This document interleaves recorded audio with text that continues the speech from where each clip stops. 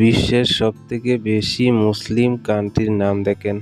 4 নম্বরে বাংলাদেশ রয়েছে, দেখেন 15,08,00,000। 6 নম্বরে ইরান 8,40,00,000।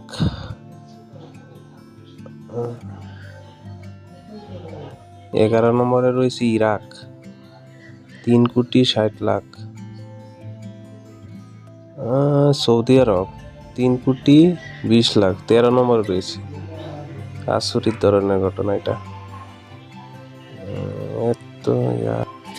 গাইস বলেন তো ইন্ডিয়া আসবে কিনা?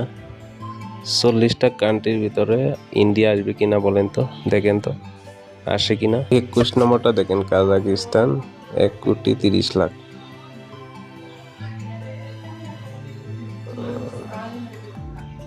লিস্টে তো ইন্ডিয়ার নাম আসেনি।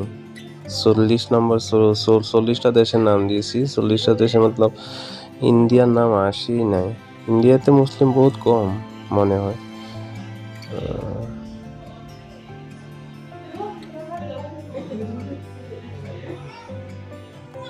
সংযুক্ত আরব আমিরাত 60,00,000।